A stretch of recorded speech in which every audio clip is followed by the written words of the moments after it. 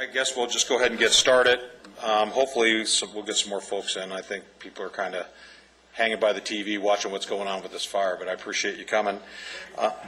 It's in Acton and towards Leona Valley now. They've actually closed Elizabeth Lake Road at Godey Hill Road. So I guess it's getting pretty intense out there. So I just, again, Lee DeRico, how are you? Public Safety Manager here at the City of Lancaster. First of all, I'd like to introduce Sherry Marcus, Councilwoman here, and she's also manages our neighborhood revitalization program here through the City's Commission. This is Commissioner Brett Banks, one of our commissioners from the neighborhood vitalization program. And then what we want to do is tonight we're going to have some discussion here on just a couple programs that are coming up here in the near future, and then we'll get into this Section 8 presentation because it seems like every time we all meet, we all get back to this subject. So it's a hot topic. What I have for you tonight is actually the presentation that I do for the Sheriff's Department or other law enforcement agencies, and one we incorporate into our landlord training program here for our property managers and property owners. But before we get to that, I'd like to bring up Kelvin Tanatago, I'm sorry. I've been stressing about saying his last name because I mess it up every time I say it. But Kelvin is our assistant to the city manager, and he's going to talk about a program we're kicking off next week that I'd really like to get you guys to get involved in. Thank you, Lee. Good evening, folks. Glad to see a lot of you folks here. As Lee said, the City of Lancaster is actually looking at revamping what used to be called the Looking Good Lancaster program. And the concept was, we used to go out every year and take a look at one neighborhood and try to improve that. What we really wanted to do is see how many more neighborhoods we can impact on a single day and really get out there also to get the neighbors, the residents who are out there, to really empower themselves and engage themselves with their other neighbors and actually come to the city with different proposed projects. And so what we've come up with is a new program called Unite Lancaster. And Unite stands for United Neighbors and a Team Effort. And in fact, you folks are fortunate enough you're getting a preview of what the program, which would be launched next Wednesday at a press conference where we'll have more details. And we're also collaborating with the Lancaster Neighborhood Vitalization Commission, and we actually have a member here, Brett Banks, who's on the commission. Through that collaboration, one of their efforts is actually to go also into the neighborhoods and see how we can improve those neighborhoods, become safe and stronger. The Unite program, just to kind of briefly give you a description of what it is, as I said, we are opening up to the entire city of Lancaster an opportunity for neighbors to come to the city with an application process that says, what would you like to see in your city? The great thing of what's happened over the last several years through Neighborhood Watches, we've actually asked the neighbors, the residents, to, again, engage in their neighborhoods and get together and find out ways to make their neighborhoods safer by putting their eyes out there, being the eyes and the ears of their neighborhoods and assisting the Sheriff's Department. We want to take it to another level, another step, and giving you an additional tool by saying, how can we, as neighbors, better communicate with each other? How can we get to know each other better and take care of each other? And what can we do to also improve our neighborhoods physically? And really turning that over to the neighbors to say, let us know what you're interested in. So we've got categories that we're looking for neighbors to come back with an application of, do you have a beautification project? So in other words, are you looking to, paint facades or trim landscaping to improve your neighborhoods, to possibly get rid of eyesores, cleaning up vacant lots, things like that. We're also looking at neighborhood interaction type of projects, things like maybe you don't know your neighbors well enough, and so maybe you want to put together some kind of social event, a block party, or maybe it's a play day for kids because you might be in a neighborhood that doesn't have a community park. And so why not have the city come out and bring you to the neighbors and the kids some playground equipment, maybe for a day, once a month, once a quarter. And the idea is that the neighbors would actually be the volunteers to coordinate and manage a program, be the volunteers for these different programs. So we want to open up the variety of different projects. We're looking for you guys to be innovative and creative and coming back to us with what those type of projects are. We're looking at public safety projects, things that maybe you've got a dimly lit neighborhood and streets, and what can the city do to address lighting up your neighborhood to make it safer. There may be some traffic calming issues. You know, if you've got too much traffic running, going too fast, what can the city do to do that? We're looking for a partnership with the neighborhoods to say, you know, if we do this, what is the neighborhood going to, and the neighbors in your neighborhood are going to be able to do to help sustain that? So we want to invite everybody in the city that has a project. We're looking at nonprofit groups that might want to adopt a neighborhood and work with the different neighbors and communities. We'll start to unveil and launch this program next week, and you'll start to get more information out about the application, which you can get online after August 4th. You can come into City Hall and get an application, again, after August 4th. We really encourage people to come out and submit those applications. The application deadline is September 3rd, actually. And at that point in time, then we'll go through a selection of the different projects, and we'll select those that you know, are really going to give back to the community and really get the neighbors engaged and empowered to do projects of their own. You know, we'll provide the resources. We're looking at getting community sponsors who want to also give back to the community by providing, you know, maybe it's Home Depot that provides, you know, building supplies, or, you know, one of the local nurseries providing, you know, plants to, if it's a landscaping project. So we're inviting the neighbors to get out. We're inviting the business community to also be a part of this. And we're looking forward to this project. After the selection of those projects, it will be sometime in September. We'll start to make preparations for the variety of different projects in October. And then come November 6th is when we actually are going to put on the Unite Lancaster event come November 6th. And we'd like to see a number of projects out there in our community that are built again to strengthen our neighborhoods. And that's really a brief description. I really encourage all of you to take a look at the website, take a look at our application, and be creative. Find out ways of how you might be able to strengthen your own neighborhood. I heard somebody come up with an idea of, you know, they've got a number of abandoned vehicles in their neighborhood. Maybe the city can come in with a business and tow some of those vehicles out. But maybe even more creatively is actually somebody in the neighborhood can volunteer to put together a kind of like a trade, to learn a trade to help the neighborhood kids of how to rebuild a car, or, you know, learning different aspects of building a car, giving the kids something to do. So there's a lot of different ways you can be creative, and that's what we're looking for, is seeing how we can stimulate our minds and improve our neighborhoods. And with that, I thank you.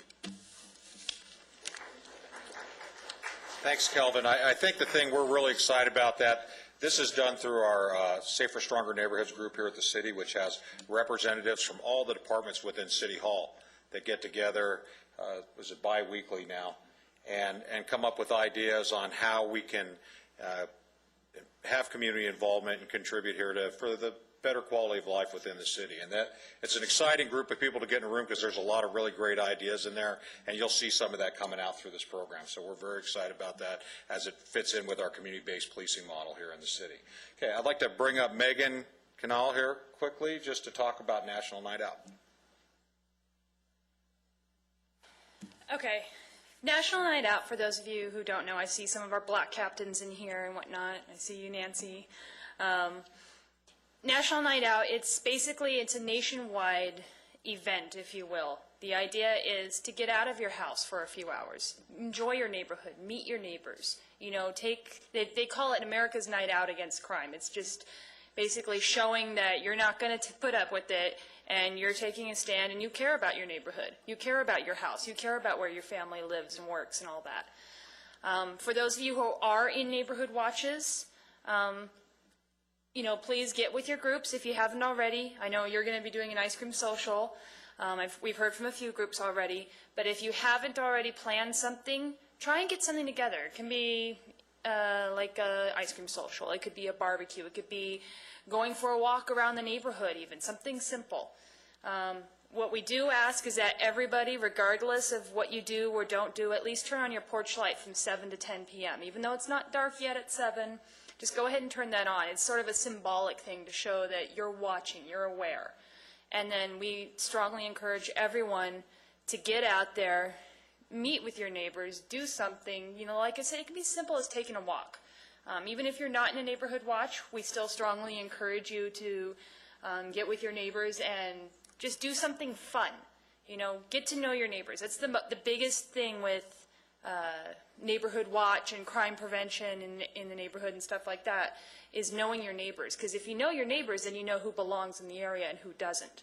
If you don't know your neighbors, then you might not know the guy across the street from the burglar that's trying to break into that house.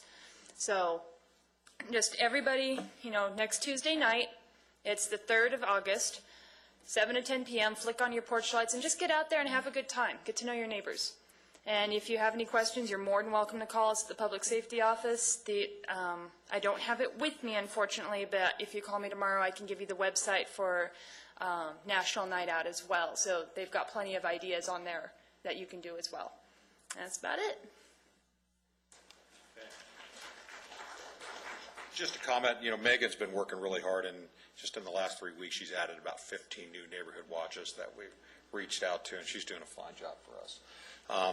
I will tell you that, you know, the National Night Out issue is, for this city, has always been like an event somewhere that was held, but, you know, the whole point of this is that we're going to take ownership and empower our neighborhoods.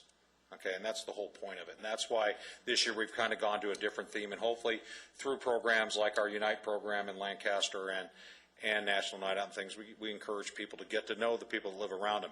And, you know, we're all guilty of it. I can tell you that I know my immediate neighbors, but beyond 2 or 3 houses down, I don't really know the folks that live in my neighborhood, and that's irresponsible of me.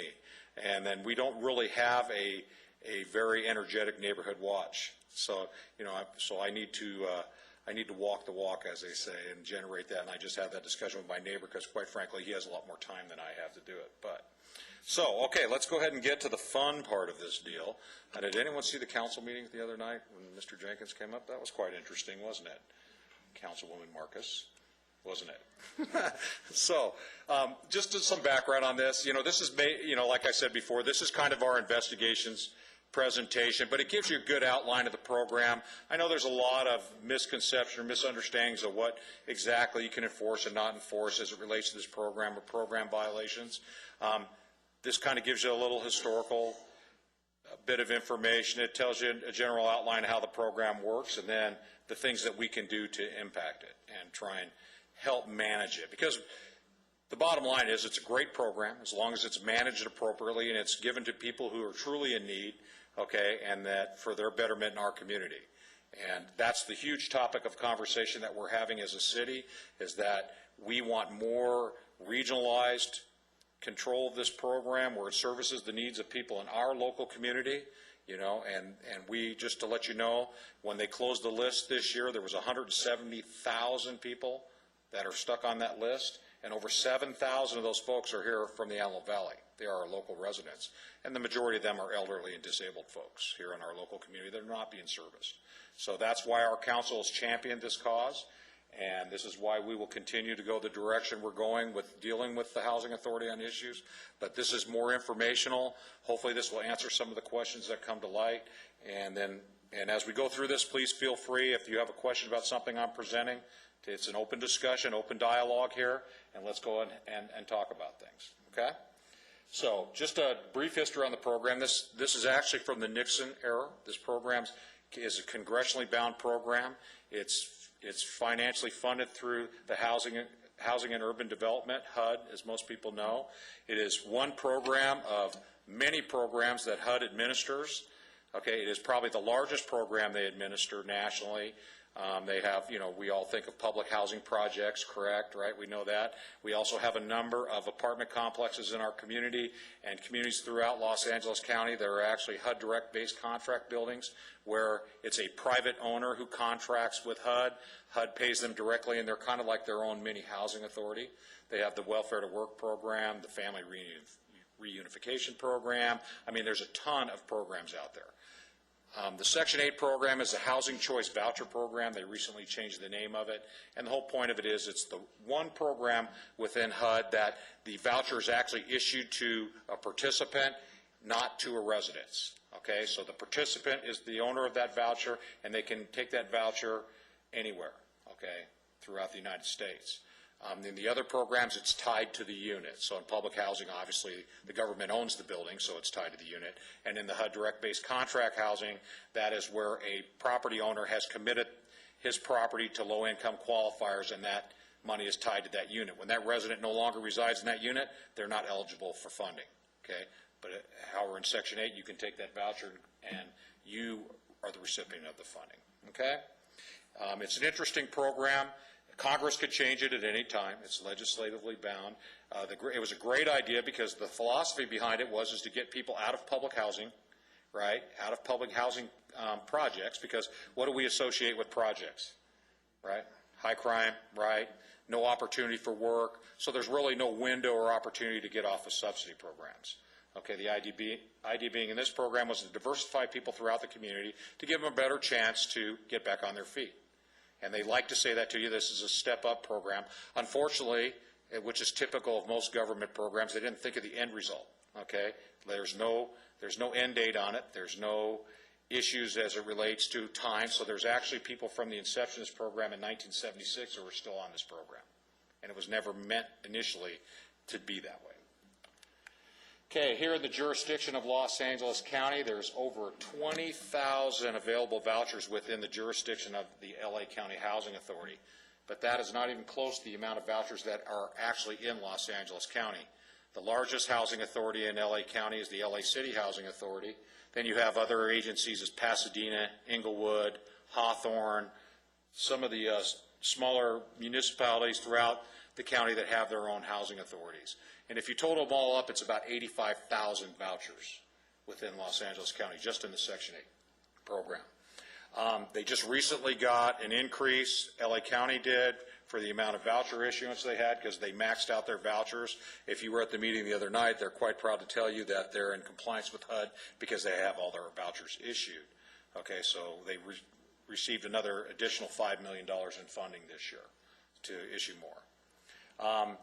The jurisdiction of LA County Housing Authority, and the best way to look at it is all in the unincorporated areas of the county, as well as 60 contract cities, us being one of them. Anywhere you pretty much see the Sheriff's Department is going to be LA County Housing Authority's jurisdiction.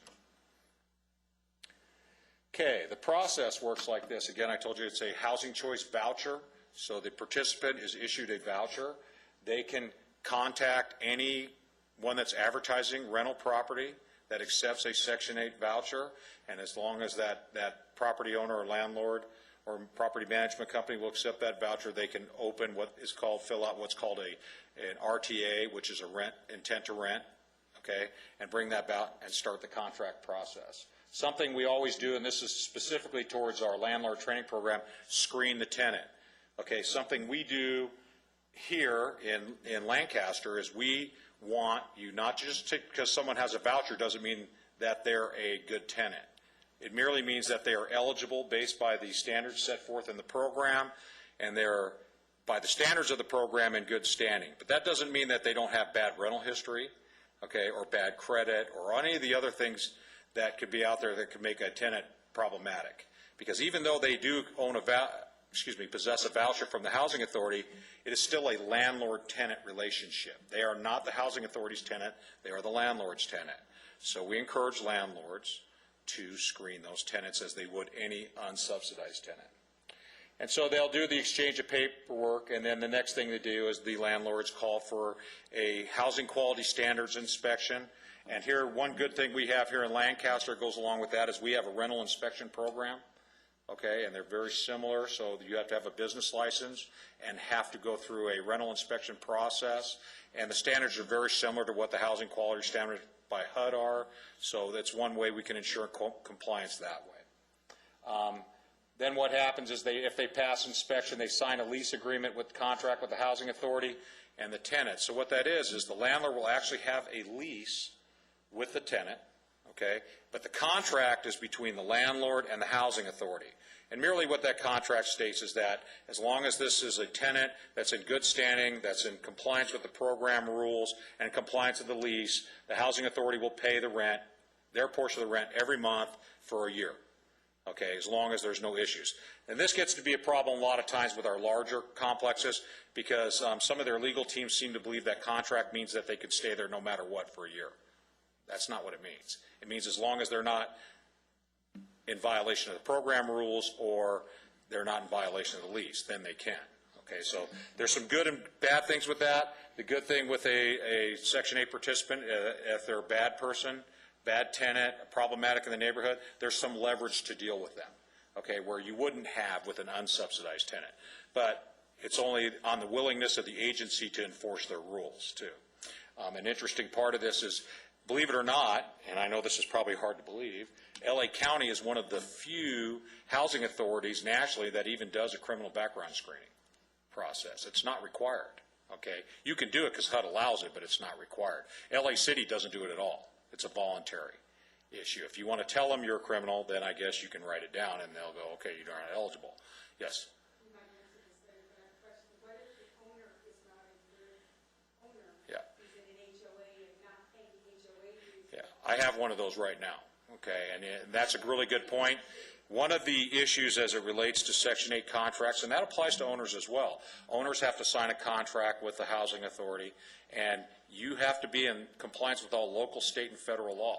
So, for example, let's say our Lancaster City Code Enforcement folks go out, and they place a property under abatement for whatever the issue that is.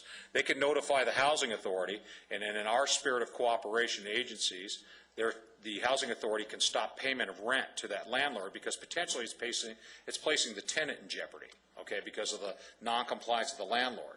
Now, here's the beauty of that, okay? Usually when you take people's money away, that gets their attention, right?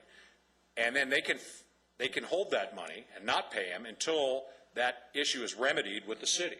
Once the city authorizes it, they will start paying rent again. But he doesn't get the back money, and he can't evict the tenant either. Okay, so it's a real catch-22 for a property owner. With HOA fees, that's an issue right now. I have that at a couple complexes here locally. That information's been passed on to the housing authority. But again, the issue becomes is what's their willingness to enforce that.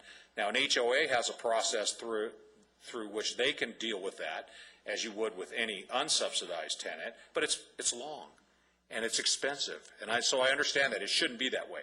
If the property owner is not in compliance with the law, or the agreement, or the CC&Rs of any area they're in, then they should be held to that standard. And also if they're not in compliance with having a city business license. That's correct, and that's something we deal with. Elizabeth Brubaker, they monitor that monthly, check that list against our licensing stuff here, and we go after those folks for that, okay? And then the housing authority, believe it or not, has started to check with us before they formulate a new contract to make sure that those people do present a business license and they have paid their dues and signed up for a rental inspection program. Because we tried to go through Section 8. No, you need to go through us so we can put the pressure on them. Right, But we didn't get anywhere with them. right. In fact, they said they have somebody on Just that street anywhere. to be perfectly honest with you, it's just who you talk to. Okay, that's unfortunate. It shouldn't be that way. A good thing for you is I know who to talk to. All right, and we can handle that. Okay. Just real quick, if anybody's got any questions, just go ahead and let me know so I can bring the mic to you. That way we make sure everyone can hear you.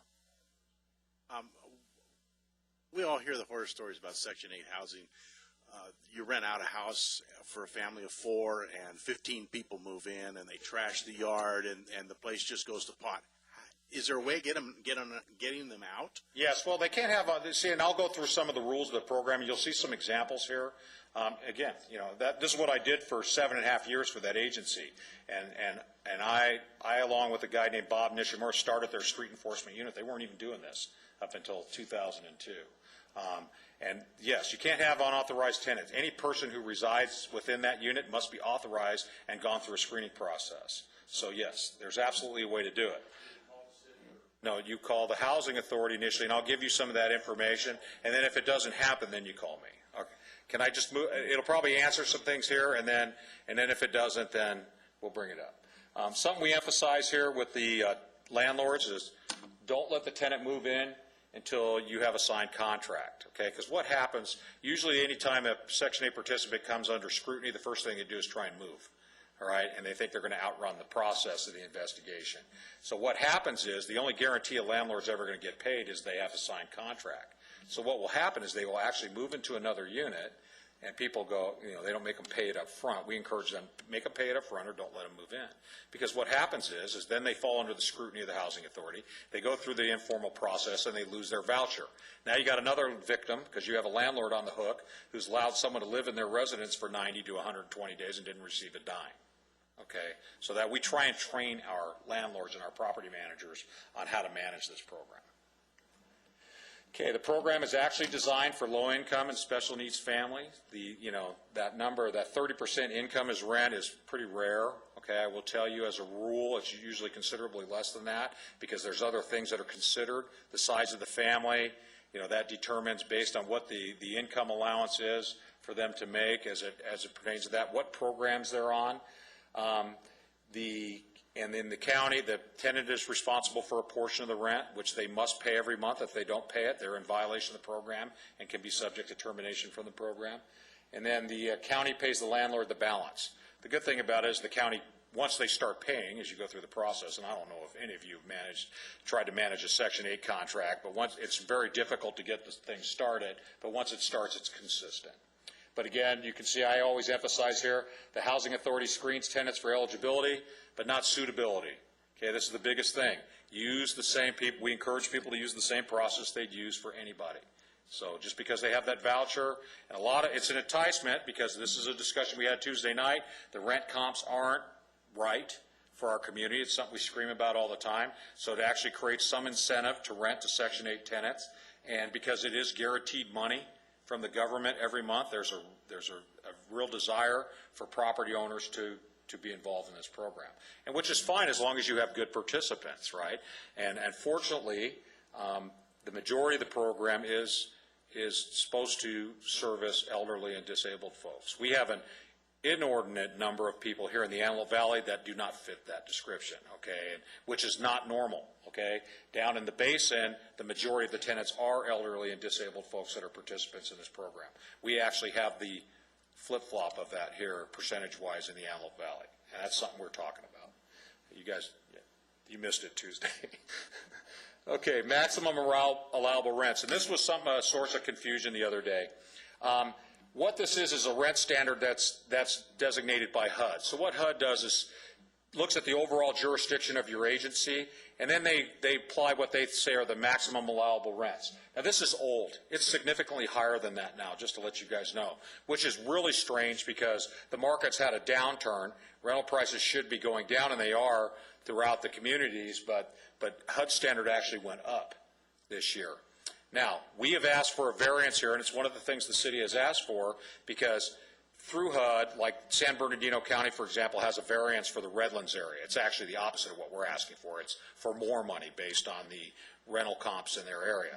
But the idea being in this is that what the housing authority is supposed to do is they're supposed to take the subsidized unit, whatever the landlord's asking for, then they're supposed to go to 3 unsubsidized rentals that are similar in the immediate area, and then make a rent determination based on that.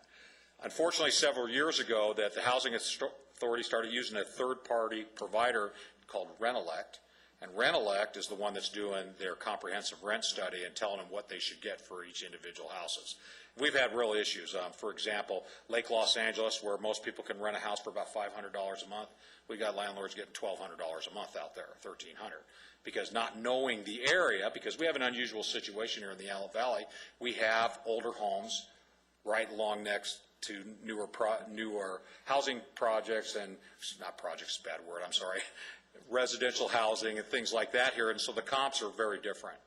And so they really need to go back to the old way of doing the comprehensive rent study in our area, because the other night, the representative from the Housing Authority tried to say that they had to pay within 90% of this. That is completely false. Okay, whatever that rent comp is based on the area, that's what they offer the landlord, because that's all they're entitled to. So we don't want to create an inflated market, which is what we have right now as it relates to Section 8. And just so you know, our tenants get a copy of this with their packet, so they'll go to landlords as they solicit them and say, hey, if you rent to me, this is how much you'll get.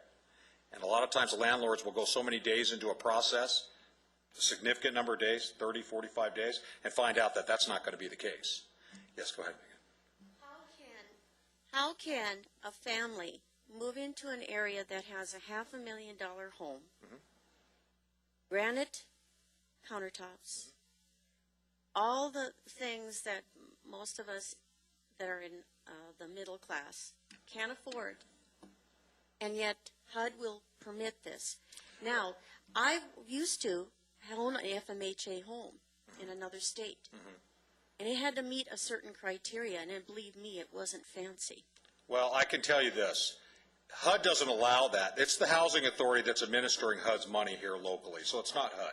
It's the LA County Housing Authority. But here's the issue you get into, and this is something that used to always be a red flag to us in the investigations unit, that you see someone's got like a $3,500 a month mortgage on a $500,000 home, but they're willing to accept $1,500 a month on a rent comp from a Section 8 participant. That's obviously tells you something doesn't add up here. So either the participant has got income they're not telling you about, okay, as you see the Denali part, you know, we all have those things we've seen, or you actually have some kind of real estate fraud going on with the unit itself, or it's, and we have this going on right now because we have a large number of foreclosed homes, is that you actually have groups of people that will go out and they will physically break into that house, get the utilities turned on, and then we'll start renting out that unit. And we've prosecuted many people over the years for doing that. Okay, and we do occasionally get that. I had one just recently where a realtor right before the 4th of July completely got a house ready, and it was actually an FHA. It was a Fannie Mae thing, so they had to do certain criteria for Fannie Mae. It used to be Golden Feather Properties that did that. Now they use our local agents, which is good, I believe, because we're not dealing with a national company. And they had completely redone the property, and they came back on July 5th after the holiday, and someone was living in it. Okay? Now, there's a perception that these people are squatters or they're like a tenant. It's like a landlord-tenant situation. You have to evict them. That is not true. It's a crime. Okay, they're trespassing in the unit. They don't have a lawful right to be there, and so the sheriff's department removed them. Okay, but talking to the kids, it was interesting to interview the kids that live in the house. They move about every 3 months, because what happens is the realtors will give cash for keys on these repossessed properties rather than believing they're going to go through an expensive eviction process. So they will offer people money to move out. Okay, instead of having to do what they believe is going to have to take them to court. It's not the case, okay? It's just a matter of educating the public and the realtors on what is appropriate and what's not appropriate. But yes, that's an issue, and believe me, it's an issue for all of us. I feel the same way as you do. Okay, the rent determination, again, is based on 30 to 40% of the total household income. The income is usually from subsidy providers, right? And I don't even know if the public's really aware of how many different programs are out there through SSI or the Department of Social Services, or those things are administered in IHSS, and it's mind-boggling how many programs there are. And then they provide that information to the Housing Authority, and that's where the Housing Authority makes a rent determination. And so an example is there's no employment, they're receiving AFDC, which is one form of welfare. There's GR, AFDC, CalWorks, there's a bunch of different programs within welfare. And they're disabled, so they receive SSI. 30% of their total income is $256, and this is where I was saying to you, there's other allowances, utility allowance.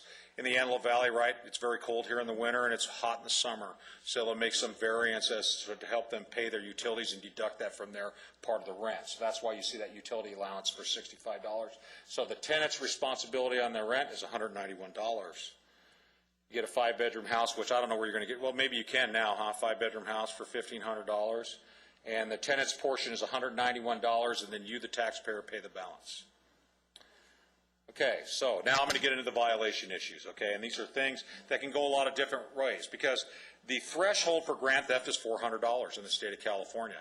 So you could have someone actually with an unauthorized tenant that hadn't even been in a house for a full month and be guilty of fraud and meet that threshold. So it's something that we prosecute now. The Sheriff's Department has become well-versed in this program and other subsidy programs, and you see them in the paper occasionally. There's a lot more than that going on here. I will tell you that I don't think there's been one case that's been where the defendant prevailed. Everyone's either pled out or was convicted in a jury trial, so it's been very successful. Several years ago, we helped write a crime bill with the runner's office and submitted it, and it's actually a change in the California Penal Code as it relates to grand theft, where we have a specific designation under 487 for just housing fraud. So it's some good things are moving in that direction. Unauthorized persons is exactly what you're talking about. Every person that resides in that unit must be authorized by the housing authority. Violent crime or narcotics. The federal government, through a Supreme Court decision called HUD versus Rutger, has determined that any drug activity in any government subsidized unit is grounds for immediate termination from the program. Okay? I will tell you, as my experience, going to people's houses, investigating cases, how many people answer the door smoking weed. Mind-boggling. I mean, it's like, look out your window before you answer the door at least, okay? Just something.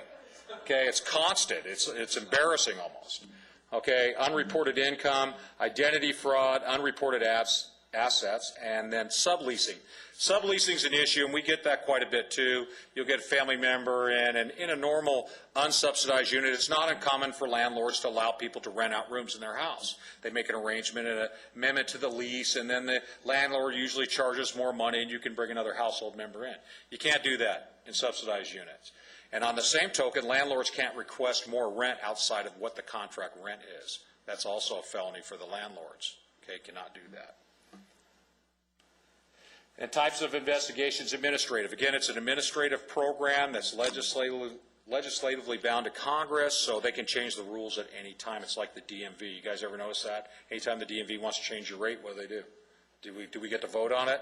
Nope, they just change it, okay? That's an administrative process. It's similar in this program.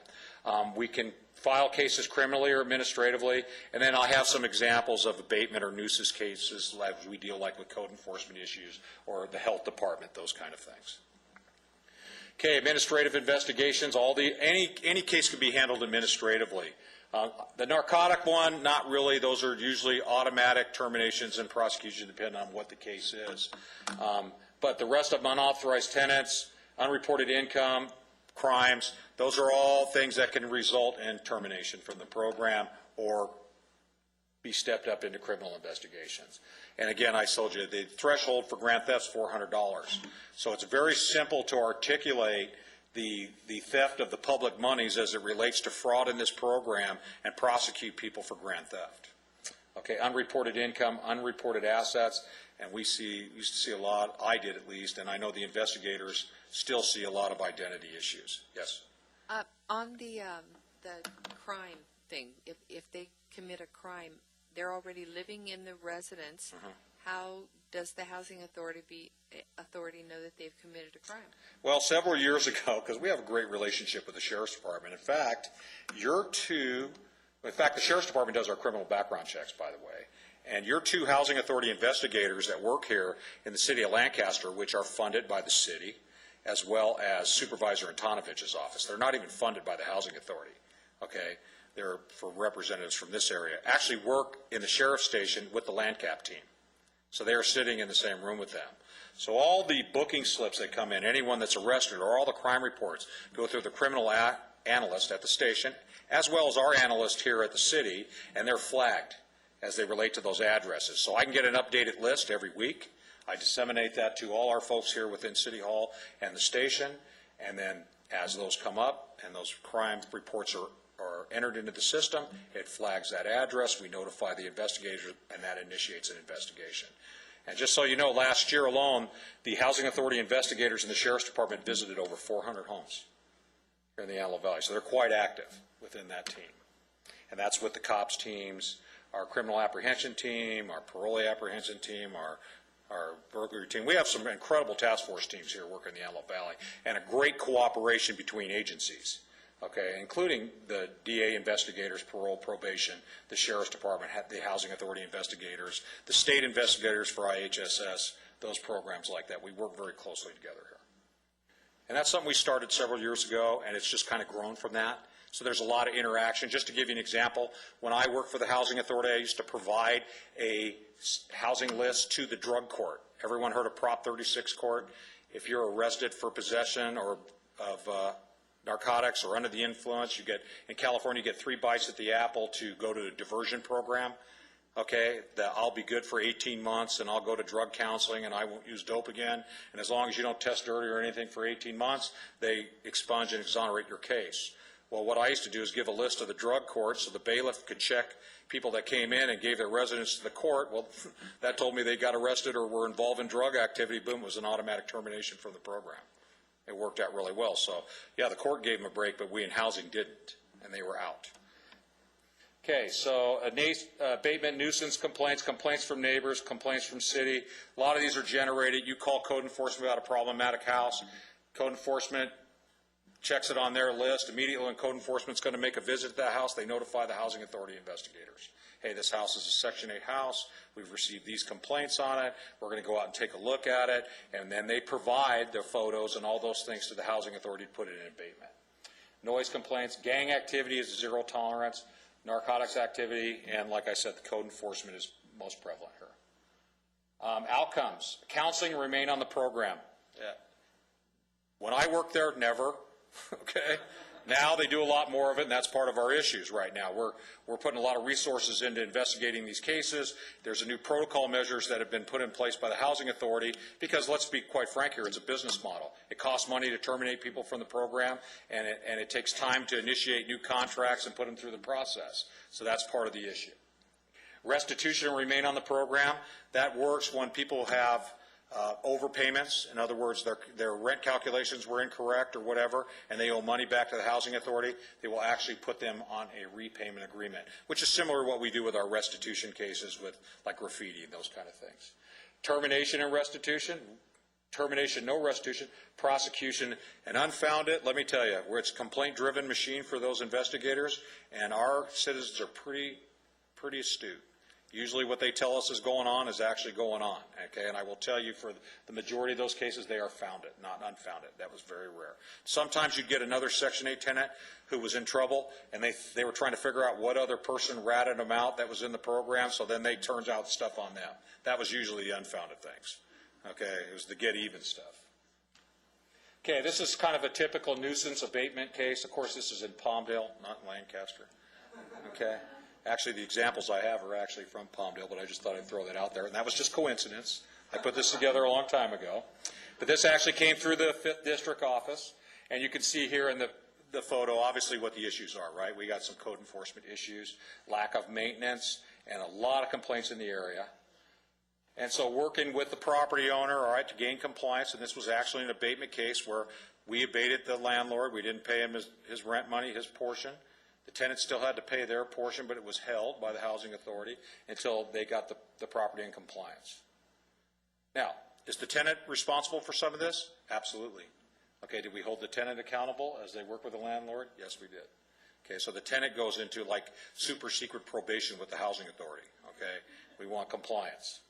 So it's the same thing we do here as a city with our code enforcement. We're not out to fine people. We want people to come in compliance. That's all it is. That's what the mechanism's for.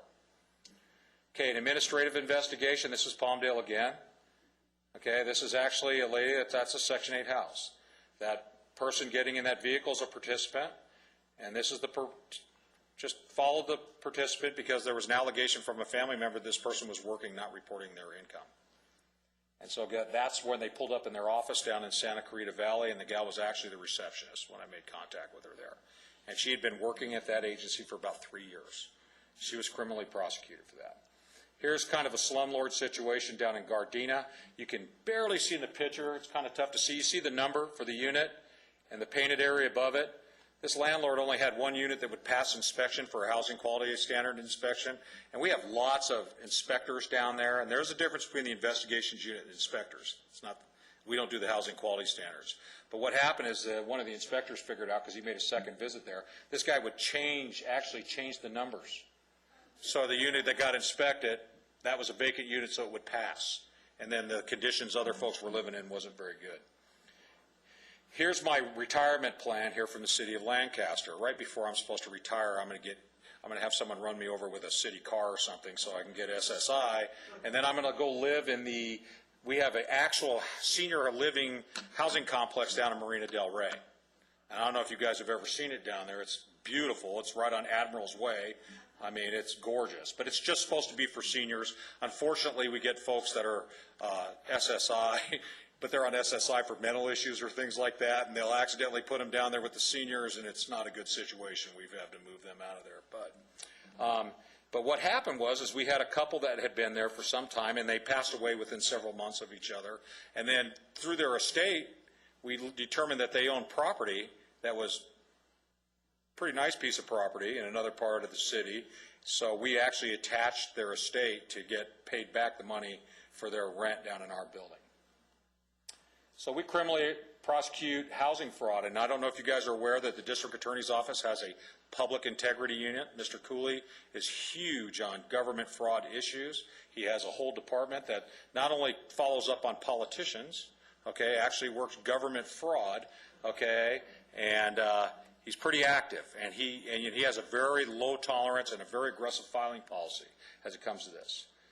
So we work together with law enforcement as an ally, and throughout the county there is partnerships with that investigations unit and work hand in hand with different municipalities.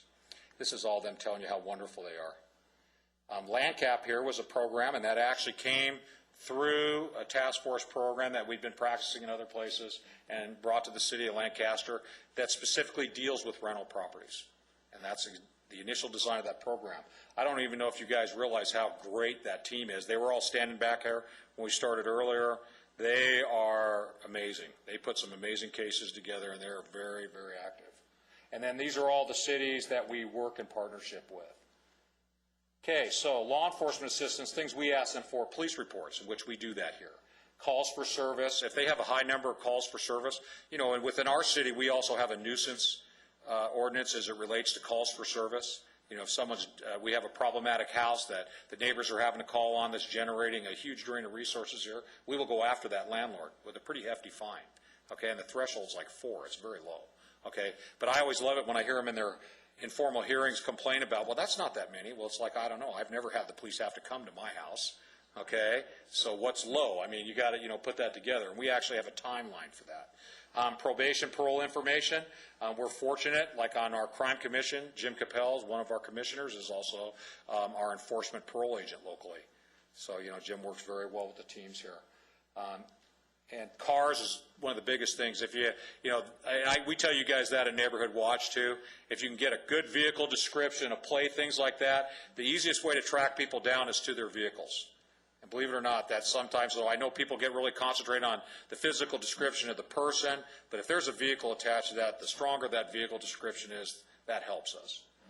In these cases, it's typical, right? You think a house might be some activity going on there, maybe drug activity, you believe, really the participants aren't very smart sometimes. They actually brag to their neighbors. They'll get into a kind of disturbance with their neighbor and then say, well, you know what, you're paying my rent. How do you like that? It's like, that wasn't very smart to do, because the next thing you see a car that's obviously worth a significant amount of money. Rules in welfare, you can't own or have access to a vehicle worth more than $4,700, right? That's a red flag right out of the gate. And then Clint Dragoo said it great in his presentation to the commission. We usually know how big the fraud is by the size of the big screen TV in the house, okay? And some of these things have been pretty amazing. And some of these folks are pretty sophisticated. I'll be honest with you, if they spent their time doing, good things and work in a positive way, they'd be successful anyway. There are some intelligent folks out there doing things they shouldn't be doing. So this is an example in a police report. The deputies responded to a domestic violence issue, and they contacted the victim, who said her boyfriend, who has lived with her for 3 years, he's an unauthorized tenant. So even though she's a victim of a crime, in her statement, her boyfriend was an unauthorized tenant living with her. Okay, and it meant for the corpus of that crime, domestic violence with inflicting corporal injury to a spouse or cohabitating person requires them to be in a dating relationship living together. So that alone right there terminated her assistance from housing. Sounds kind of cold, but the boyfriend worked and been providing income. And let's be honest, this program is to keep people from being homeless, not to subsidize their lifestyle. Okay, that's the whole point of it. Okay, this is another one where, and another situation where a participant actually went to go get a restraining order and then was not smart enough to write on there, I own this property with my parents. Okay? You cannot rent from family members, and you certainly can't own the house that you're collecting Section 8 subsidy for. So basically, the taxpayers were paying their mortgage payment. So they were prosecuted. Okay, this is usually when you see the guys out there, this is what you see them doing. And they're out there working together with state parole and probation and the task force groups, and usually it's complaint driven, and there's a lot of times that we cross-reference with parolees, probationers, conditions of parole, and make those visits. And this is some of the stuff we've done up here locally. That was over on Gadsden. Now this is a nice lady. In one picture, she's our participant, and the other picture under another name, she was actually the property owner, the landlord. So you can see here, this one ended up in our paper where, deal with different case managers, right? And usually it corresponds with owners. We don't really do a face-to-face back then. Now we do. Okay, we will not accept, the Housing Authority will not accept documents from the tenant on behalf of the owner for this specific reason, because of issues like this. So she went to jail. This is one I had in Paramount. Remember I said you can't be involved in gang or narcotics activity? In the photo, you can actually see someone here, he's bagging up weed with a scale, right? This other guy's doing a money show, and the other one's flashing gang signs. That picture is on that refrigerator in the kitchen, in that unit. So I didn't find any dope. I didn't find any gang paraphernalia, but I found that photo on the refrigerator that showed that they were participating in that activity in that unit. That terminated their assistance. And Paramount's having some issues just like we are as it relates to this program. They actually have dedicated investigators down there, and the City of Bellflower as well went into partnership and are doing similar things that we are here. And that's Supervisor Kanabe's area. And I will tell you, he's probably the closest in line with Supervisor Antonovich out of the 5 of the supervisors. He's a pretty good guy. Okay, Scottsdale Townhomes down in Carson, that's quite a place. Anyone that's familiar with Carson knows that's on Avalon. And it's got a bigger fence around it than the LA Zoo does. It's a crazy place. But we were actually in there one time, and I'm talking like 8 or 9 radio cars and a full task force program doing parole searches. And on the very next street, a guy, knowing all these cops are in the place, shot some guy over a dice game in the middle of the day, right? I mean, it's a wild place. But we went in there because there's 200 individually owned condominiums, and the majority of them are Section 8. So we kind of went through there and spent about a year working that place every week and cleaned it out. Just some examples. This was a shooting in Irwindale at a Section 8 house. This was one at the time in March of just up to the part of that year when we initiated this program. I think up to this point they're well over $20 or $30 million in subsidy savings of people that have been removed from this program. And then these are just things for the deputies. But here's the numbers to remember for you if you have issues. That's actually Bob Nishimura's desk line. That's their supervisor. And I'm sure Bob will be thrilled that I put his number on here, but I'm going to do it anyway. Bob's a great guy. It's 323-890-7479. You can call and just leave a message with Bob, and the investigators will follow up on it. I will give you the names of our local investigators. It's Investigator John O'Neill. John, you can just call the regular station number here, 948-8466, and ask for John, or Alan Mullins. Those are our 2 investigators. All the investigators that work for the Housing Authority are all retired peace officers, and they're all retired peace officers with jobs as homicide detectives, forgery fraud experts, narcotics detectives. So, I mean, and we added up the time when I was there, and we had like almost 300 years of law enforcement experience in that unit between 8 guys, so it was significant. And they do a heck of a job. They just need to get a little more support from their agency. Now, here's a good number to write down because you can leave. This is a number we put in our local paper. I'm sure you guys have seen it before. It's a crime and fraud tip line. It's 1-877-881-2733. Now, you can leave any kind of complaint on there, and you can be anonymous, and it will be investigated, okay? Now, what I encourage you to do, too, is also please call us here at the city at the public safety line at what number, Megan? 723-6063, your line. and follow up with us after you've made that call so we can follow up, okay, to make sure that they, 723-6063. And if you're part of one of our groups, and which we have all the time in our Yahoo groups or our Neighborhood Watch groups, you can just send us an email, okay, and we follow up on those complaints. If it's not a Section 8 location, then we'll manage it through whatever agency we can find a tie to that unit, whether it be our land cap team, our parole apprehension team, whatever it is we can find out in that location, but we will address the complaint. Okay, again, it's always easier if you see someone, and I just had one recently. I had one where a neighborhood watch group contacted me because they'd had some folks move into the neighborhood, and within 2 weeks they were already creating all kinds of problems. Okay, come to find out it was a new contract that was being processed through Section 8, and it's a lot easier before that contract's complete and the people actually have that contract administered to end it.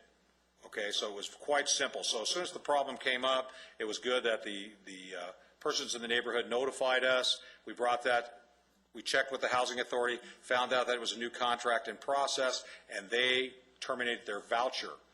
Okay, so not only can they terminate the contract, but they can actually terminate the voucher. Now, the interesting part of this, and why you see people fight this so hard in some of these advocacy groups, because once someone is terminated from this program, it's forever.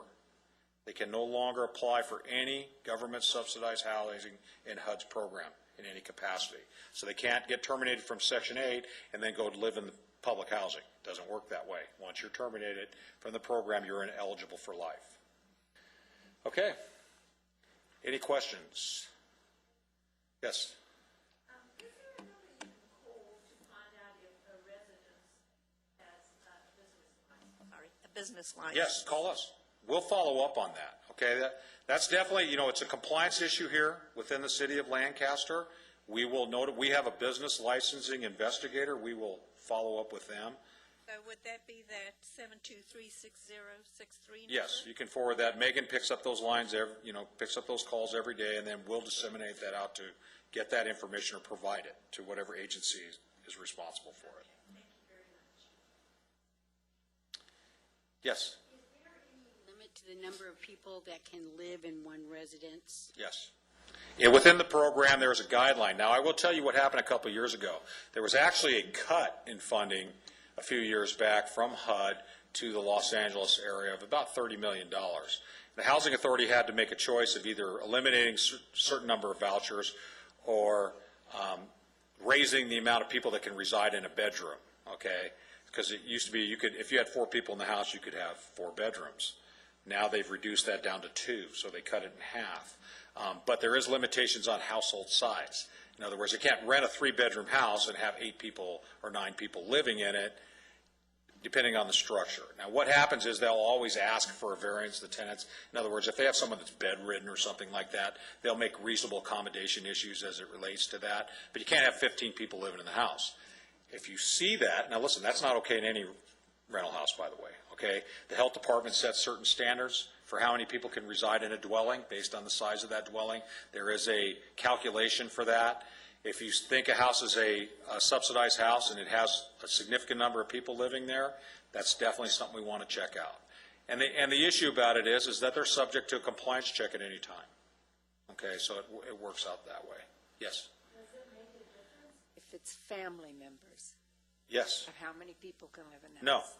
No. Only so many people. Anyone that's there has to be authorized, Mary. So they cannot just move all the relatives in the house once they get the subsidy. It's not open to everybody. So there's a ratio that's out there, and actually, if you're talking about an unsubsidized unit, it relates to sanitary conditions. What's a reasonable amount of people to reside in a dwelling? Those type of issues that relate to that. In a subsidized situation, that would be a red flag right out of the gate, because if you have that many people living in the house and they're all on GR or welfare or SSI, what are they reporting as income? Okay, now you get into a situation where they're obviously not reporting everything of the income that's coming into that household. So it raises other issues that you can deal with that problematic house with. Then we can still deal with it. That's what I'm saying to you. All you got to do is if you suspect that, there's nothing that prohibits anyone from knocking on the door and asking what's going on. Okay? I mean, you guys understand that, don't you? Any law enforcement officer can go up, or anyone in a government capacity that has received a complaint that as it relates to something, for example, in that situation, if we sent out like code enforcement along with the health department representative from the county and knocked on the door and found out who's living there. Okay, and what the situation is, and ask some questions. And it may be a violation or it may not, depending. They may have family visiting. There could be a lot of issues that it raises, but it doesn't prohibit anyone from going there. In other words, you don't need to know exactly what's going on to initiate the contact. Okay, you have a contact, there's an issue that's been brought forward, investigate that contact. Yes. If in one of our units we suspect that they are renting out the garage to non-family members, they probably meet the amount of people that can live in the household, but they've rented out the garage. They can't. They can't. That's a code enforcement issue, okay, and that's easily dealt with. Any other questions? When are these landlord classes held? We do them. We try to do them every 3 months. We're due to schedule one now. And what's good? You actually get a certification. You will get a land cap sign. You will be part of our land cap community appreciation project. It's pretty intensive. It's 2 days. We get a lot of presentations. We structure it. We actually bring in a legal expert on landlord-tenant issues. The deputies talk about different things that we deal with within rental properties. Okay, it's good because we build a level of cooperation between the property owners and the property managers along to work collectively here with us at the city and law enforcement. The deal I used to make with landlords when I was at Section 8, and that deal still stands, that if you make the notification to the housing authority will guarantee you payment every day that tenant's in your house. Okay, they will pay you up into the day you remove them, a prorated rent, or even beyond that sometimes. Okay, because they work on a month-to-month basis. But if it's the housing authority that has to initiate it and you're an uncooperative landlord, they'll put that house in abatement and you'll lose your money that day.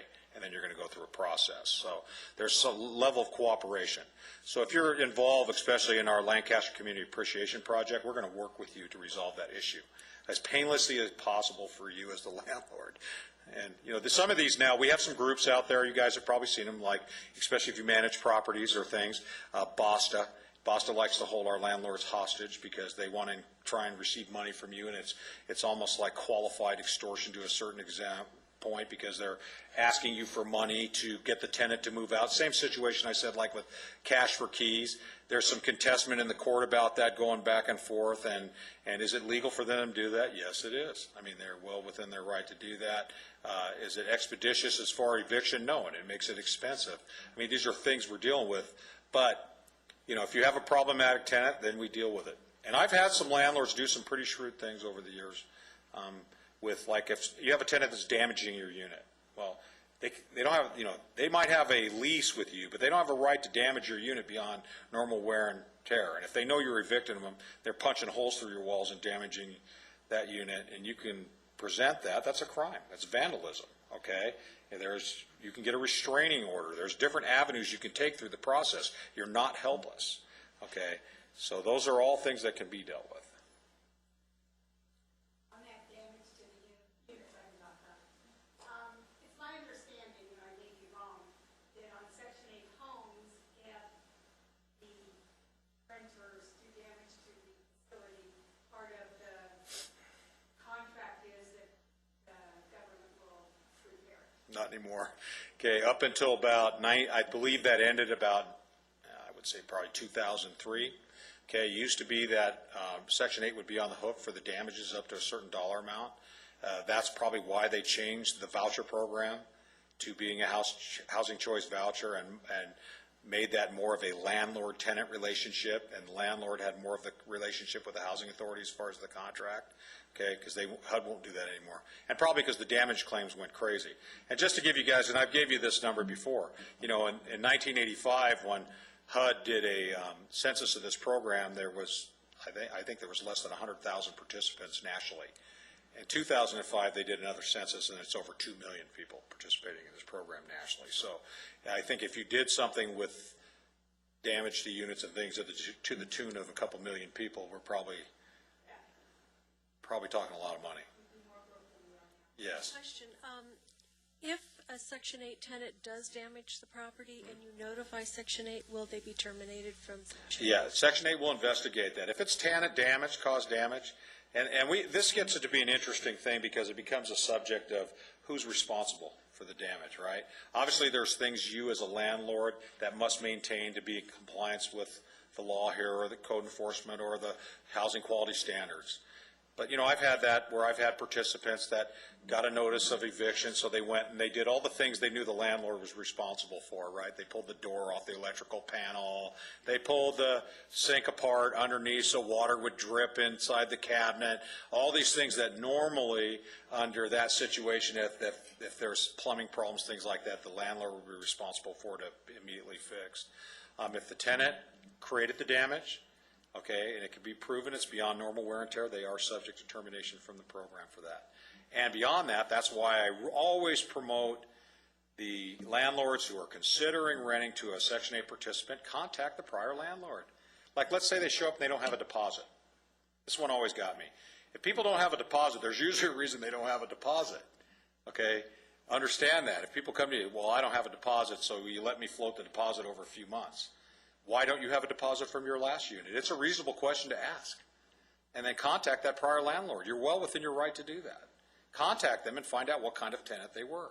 And you would do that with an unsubsidized tenant. So why wouldn't you with a voucher participant? Okay, so those are the things we try and promote, better train our property managers and landlords on how to manage this program. Now, saying all that, we have some really good participants in this program, and you'll never know that they're Section 8 participants. They actually appreciate the subsidy, and they use it appropriately, and they manage their property appropriately. Now, if a Section 8 tenant does not pay their portion of the rent, can we return? Yes. They must pay their portion. And here's an interesting thing. You as a landlord must collect it. You must collect it. You cannot waive it. It is not up for discussion. You can't say, oh, they're having a bad time, so I'm not letting them pay their portion. Cannot do that. Now, you're in violation of the contract. They must pay their portion every month. And as soon as they don't, you need to notify the case manager that's managing that contract. And then they will have contact with that tenant and call them in and find out what's going on. Okay, but that is a rule of this program. Okay, so just there's culpability on both sides of that. Okay, and that's a requirement. And even when you get into a situation, let's say we do have a problematic landlord that's not maintaining the property appropriately, that tenant still must put that money into an account. Okay, so they're withholding the rent within legally because the housing authorities put them in abatement. But that money has to be proven that it exists. They can't just go out and buy, you know, a new set of Guess sunglasses or something like that. That money needs to be set aside. You'd be able to show that it's available, that you're holding those funds. Is there a cap limit of how many Section 8 units you can have in one city? No. Yes and no. Okay. No, technically, because it is a housing choice voucher. The initial assessment's based on the number of people that reside or available housing within an area. But remember, they're using us, they're using LA County, okay, to make that determination for vouchers here. And that's part of the issue that is an ongoing discussion. Because if you read the paper, you can see the density we're talking about in our communities that relates to this program. Now, there are other issues in the Code of Federal Regulations that tells you not to create that density because it doesn't, you want a reasonable number of people to give them the opportunity to go out and do well, find jobs, education, make those things available. And when we, like with portability, if you have an economic downturn in an area and a high unemployment rate, you're supposed to advise people of that, okay? And even though you can't tell them they can't move there, but it's something that you need to tell them, okay, that there is high unemployment and there's issues in that community. This is part of the reason when we talk about regionalization or those things here, because it would change that evaluation based in our area. And that's something that we've raised and we've been having this discussion, and I'm sure Councilwoman will get up here and she wants to say a few words, and she can probably bring you up to speed on some of the things we're doing as a community here to try and deal with this. At the same time, I mean, it's not to discourage participation in this program, but we want it to service our local community. We have that same issue. You can't go in the welfare office from Norwalk and apply for welfare in the Antelope Valley. You can't. They'll send you back to your regional office. You cannot do it here. You have to have some historical tie or residence here. You have to do that. That's a rule there. Well, we want the same thing applied here. Well, I'm hearing a voucher is worth more up here because you get a lot more up It here is. than L.A. So everybody's starting to come up here. It's true. And I will tell you, like those Paramount cases, you know, those are usually mod rehab apartments, okay, and they're kind of cookie cutter apartment buildings on streets there, and that voucher buys a lot more here. But again, based on the rent comps. Now, if all the landlords were getting the same rent from unsubsidized rents as subsidized rents, it probably wouldn't be an issue. But when you create an atmosphere for an inflated rent standard, right, it puts a desire to, well, you're a landlord, right? You're in it for, it's a business, right? You're going to try and get the maximum amount of rent you can get for your property. I mean, it's the way it is. So if you can receive more money from a subsidy tenant than an unsubsidized tenant, what do you think you're going to do? Plus, it's guaranteed money every month. I understand it. I mean, it's a simple understanding. It's just that's part of the issue with the rent comps, and that's why it is so important. Okay, and HUD has very specific rules on how that those rent comprehensive studies are to be done. Okay, and that's all we're asking for. Would you like to get up and say a few words? Please.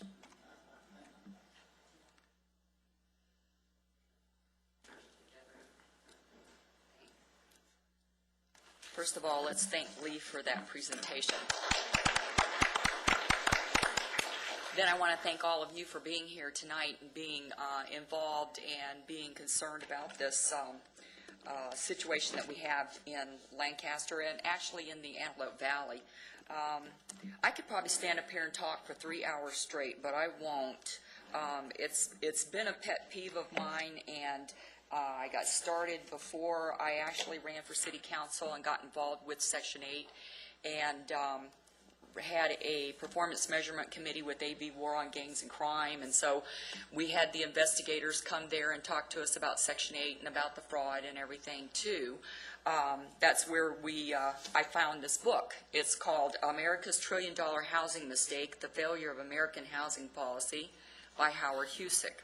Gives the history, and so if you don't have enough Section 8, you could always get this book and study that out too.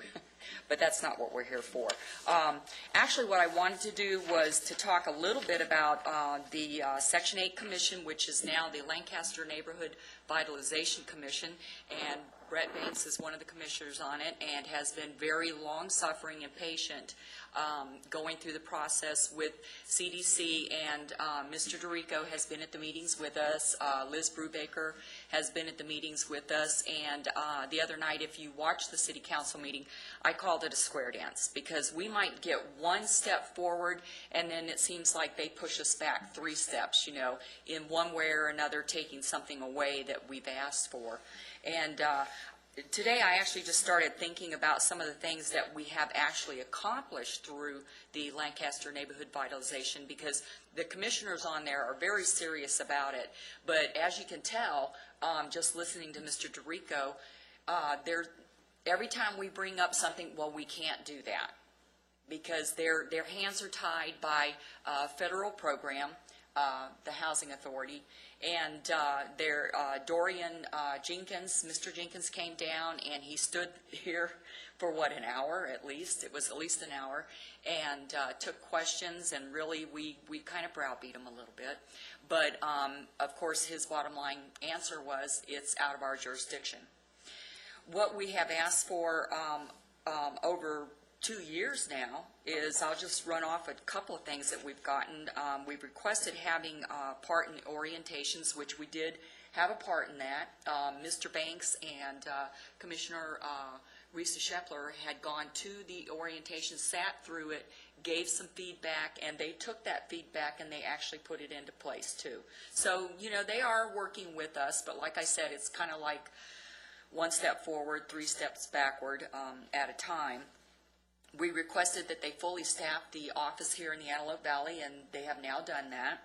The monthly stats, we're continuously asking for more and more information. It doesn't seem like it's current. It doesn't seem like it's exactly what we asked for, and we go through that once a month. The other thing is, several years ago, it started actually with Vice Mayor Ron Smith asking for a moratorium on any more Section 8 to come in, just to answer your question, what you asked for. We've been asking for that for several years now, and they keep telling us they can't do that. If you think about it, what he says was supply and demand. We have a lot of supply here with housing. We are told that we're going to get another foreclosure, wave of foreclosures. That's just going to make it more attractive for people to come in and to rent these properties and turn them into Section 8. If they qualify, there's nobody out there that can say, no, you can't have that. But I think you can get the idea that Mayor Pears and the City Council, we're not used to just being told no. We will work it, and we will ask questions, and we will try until we help the citizens of Lancaster. We're just not going to take no for you. And so I hope you know that the Mayor Pears, the council, and the commissioners are pretty tenacious about that. I'll go through a couple of things, and you step right in there if you want to add the rental comparison. We've been asking that for ages. I think that Lancaster is I called it a special needs area the other night, and we do have some special needs up here quite often because we're up here in the county. Most of the counties down below, they ignore us a lot of times in a lot of situations. The rental licenses in the city, we asked that the housing authority make sure that each landlord has a business license with the city of Lancaster before they hand out that contract. And I believe they are complying with that. Lee, you can jump in there too.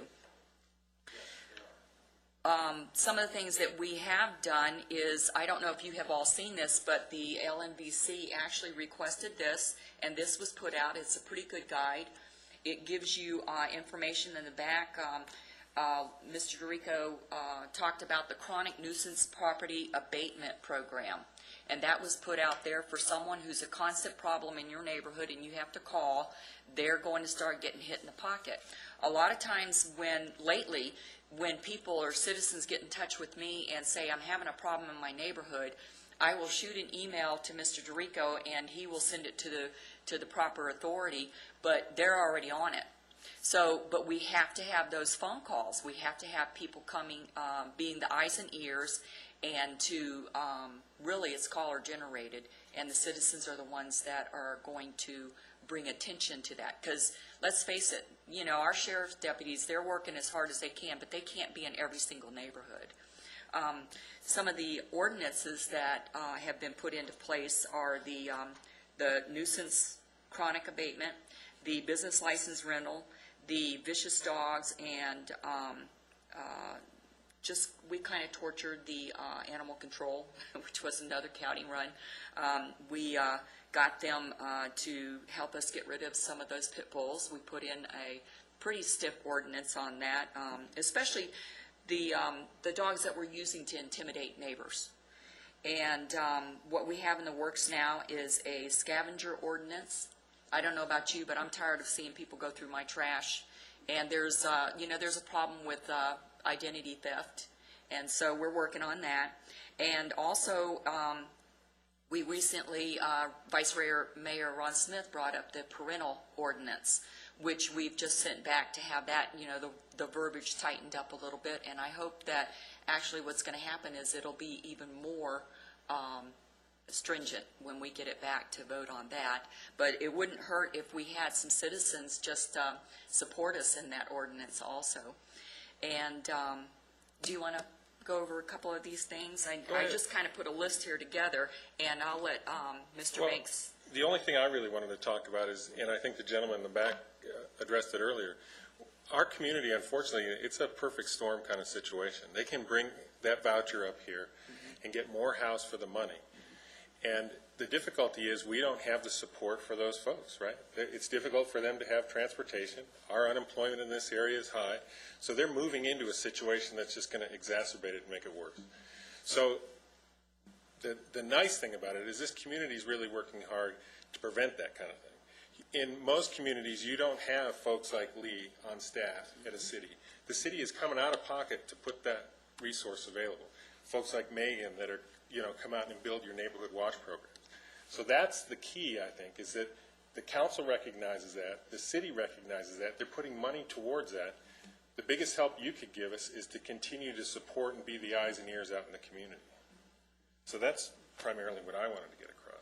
Well, and the other thing is after the conversation Tuesday night, this morning I had talked to Mr. Banks, and I had an idea after I talked to him was about what if we get a lawsuit together, and I don't know because I'm not a lawyer, but we actually have a mayor who's a lawyer, and he's very smart in that area.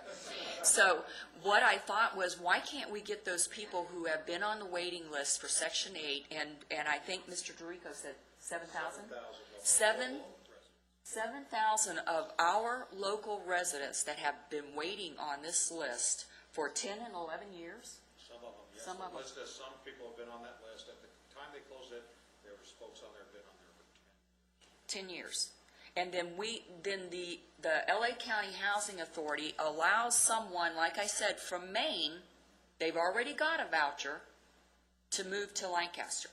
How does that make sense? So what if we get them all together, all these people that have been waiting for 10, years, and to take a lawsuit against HUD, I guess, against the federal government, against HUD, and make them change that law. So that's something that we're thinking about doing, because just as Mr. Banks says, when they get here, there's no jobs. It's really, really hot in the summer. It's really cold in the winter. Yes, ma'am.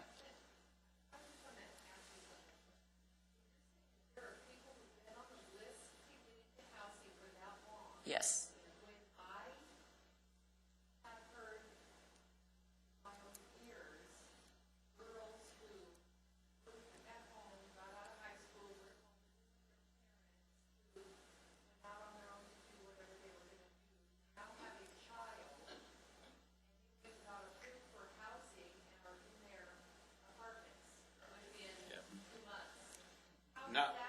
Not through Los Angeles County. Yeah. In other words, they were in another jurisdiction. Los Angeles City, 3 years ago, issued 1,500 erroneous vouchers that other housing agencies had to absorb. And portability is a completely another subject that could go on, but the majority of the time here, especially in our community, and we can see it through our monthly statistical reports, since January 1st of this year, probably only out of probably anywhere now I'm talking for the entire Antelope Valley, anywhere from 58 to 62 new vouchers a month new contracts have been issued. Maybe 2 of them are from our local area, and then maybe only 6 or 8 are from even within the jurisdiction of LA County. They're coming from outside the jurisdiction of LA County. So these girls I know were here in the Antelope Valley with their families.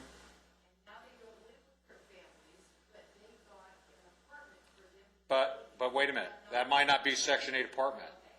It could be a HUD direct-based contract, public housing, so that's a completely different program.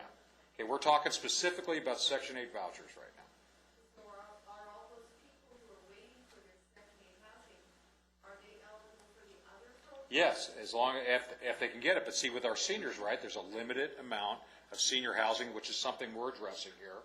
And the ones that are publicly owned are full. There's waiting lists for them, like Lancaster Homes, for example, here on Jackman, has a 2-year waiting list. Okay, so that's an issue. The other ones will accept a Section 8 voucher, but they don't just have available units for a low-income qualifier. It just depends on how their structure is set up. Los Angeles City can issue their own vouchers, then, because there's LA County vouchers and there's LA City vouchers. And a city voucher cannot be accepted up here. No, they can be accepted here. They can be accepted. They can be administered by LA County here. LA City's still paying for the voucher, but the voucher's being administered here in Los Angeles County. Portability becomes very complicated, and it is complicated. If I gave you the Code of Federal Regulations related to it, and really this is available online, okay? If you go to us.gov, right, and pull up the Section 8 program or any of these housing programs, HUD's programs, and the CFR is this big. Okay, there's good things about it because it does give you a wide range to enforce the rules of this program. And there's some really amazing rules in there. One rule states that you must allow people who reside in the immediate vicinity of the unit and allow them the peaceful enjoyment of their residence. What does that mean? It's pretty vague, right? What that means, if you got a problematic house in your neighborhood and they're disturbing their neighbors, they could potentially be terminated from the program simply for that. Okay, or a high number of calls for services. But it's at the will of the agency who's enforcing the program. Like I said, LAC does nothing. Okay, I mean, literally. Okay, I mean, that has a problem. And our supervisor and our cities have been very, very, very loud about that issue. Pasadena, on the other side, has a really good housing authority and it's within their own city. It's regionalized, and their priority list, they have a priority scale. So if you're a senior, they move you up on the list. So irregardless of how long people have been on the list, there's a qualification scale, because it doesn't do someone any good if you're a senior and you got to live on a list for 10 years. How are you being serviced, right? And they have criteria for that with disability, a veteran, things like that are all allowable within the Code of Federal Regulations. And those are things that we are asking for locally. We want to service our local residents. That's what we're asking for, and manage that program appropriately. Well, most of the Section 8 people that Well, they're from all different parts of the Los Angeles area or from out of state as well. Okay. Well, what I did want to mention was between 4 and 5 years ago, Police Chief Bratton, which was down in Los Angeles, was cleaning up. At the same time, if you'll remember, it was like they were getting rid of projects, and so where were those people going to go? So just in my opinion, and this was before I ran for city council, is Police Chief Bratton was doing in Los Angeles what he did in New York City. At New Jersey's expense. Well, for them to clean up the city of Los Angeles, it was at our expense. Those were those vouchers, because you're absolutely correct. You can get a much larger home up here, a much nicer place than, for the money than you could down in the city of Los Angeles. So it was just like it was the perfect storm, is what it was. It's just what Mr. Banks described. And the issue for the administration of that voucher, LA City still receives a portion of those administrative fees from HUD. For every voucher that's issued, the agency that's administering that voucher receives an apportionment every month. In LA County, it's close to $100. It's anywhere between $96 and $102. It varies at times per voucher every month. So here in the Antelope Valley, that's represented by 3,800 vouchers. We're talking almost $4 million. Okay, a year. That's being, or probably excess of $4 million.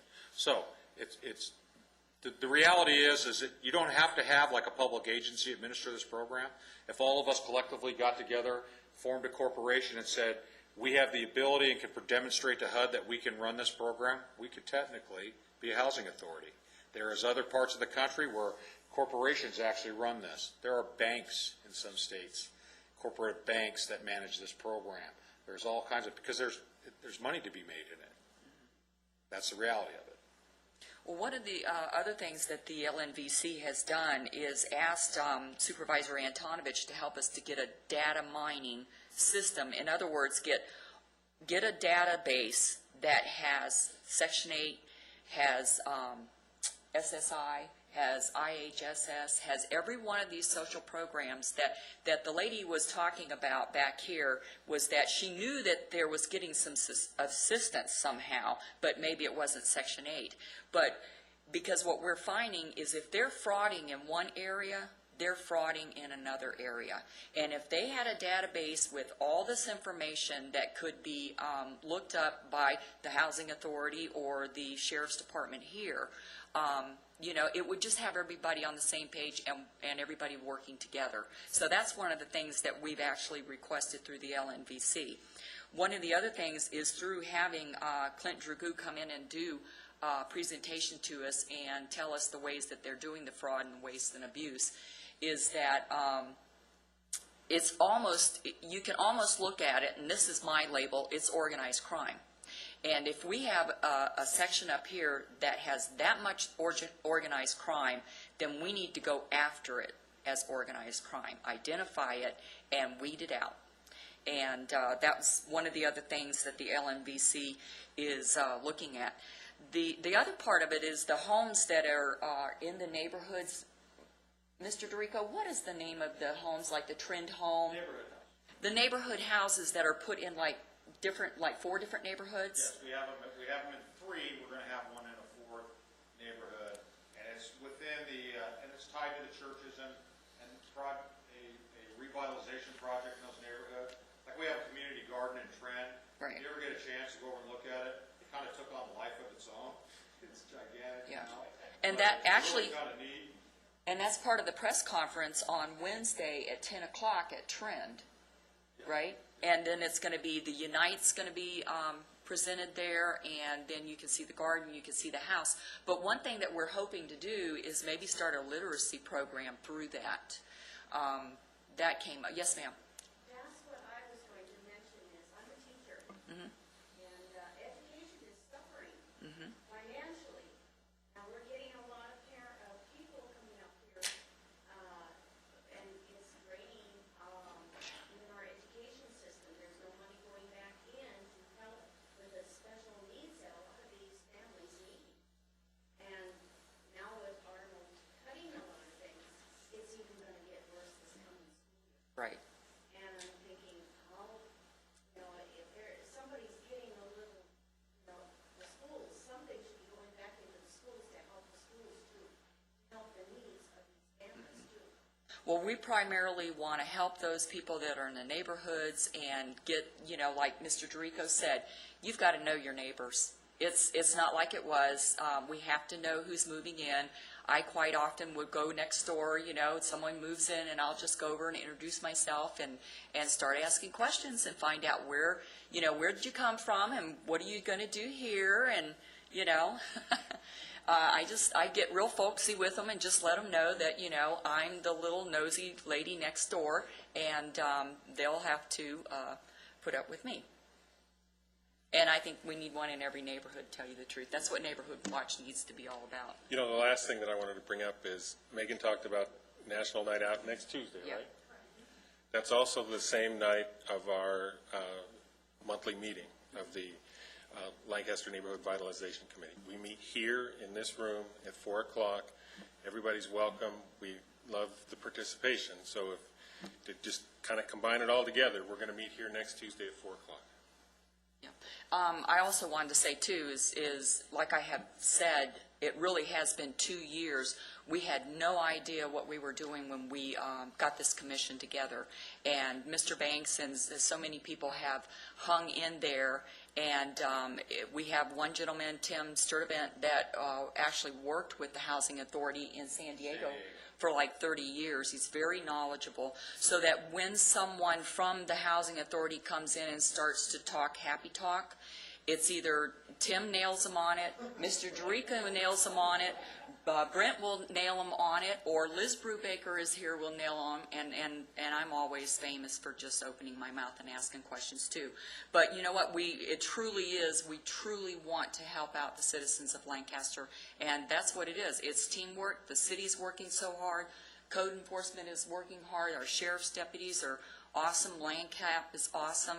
And our citizens are awesome. And that's what we intend to do, is make our neighborhoods safer and cleaner for you guys. So thank you again for coming, and appreciate it. And thanks, Mr. Dorico and Mr. Banks and Megan. Yeah, now you can see why my job's pretty easy here. Quite a bit of support, and it's nice to actually work somewhere where people recognize problems and want to solve them. Hey, I want to thank all you guys, and gosh, I got to tell you, I read all those emails you guys set out, and I don't respond to every one of them, but keep that going. That is excellent. Just like for example, the perfect one is the guy that was, going through the recyclables, and then within minutes there was a photo and a license plate, and let me tell you, that is some outstanding police work going on out there in our neighborhood watch. That was dynamite. So let's keep that rolling. Talk about Julio's website. Well, Julio with the Shadow Crest, and then we've incorporated, actually I stole ideas from him, Megan and I did, on what you guys were doing, and incorporated that into a larger group for everyone. Now we've included our commissioners and everybody into that. You know, and I know as you guys send out certain things, I read them, and the thing I want to let you know is I pass that information on, and then we monitor to see where that has developed, especially with some of the, you know, as economic issues become more desperate, people come up with little ideas on some of the scams and things that are going on out there. And as things come forward to us, we're definitely going to relate that out, and vice versa. You guys bring that stuff up, right? We can make just a simple thing like the guys that came out in May represent themselves as being athletes from one of our local schools. Those are things that we can definitely work back on, right, to find out what's going on. Yes. We also sent an email out to encourage everyone to have a sale in our Yeah, I saw that, and I see that kind of stuff is fantastic. Things we need to put out there now, you know, with some of our larcenies and things, we got to make sure that our folks in our neighborhoods are not leaving stuff in their front yard and things like that that are creating a level of enticement out there. We got to be diligent. And when you have a garage sale and you put your signs out there, if you could please take them down when you're done, would be Yes. really, really great. Yes. Thank you. All right. Hey, thank you, guys.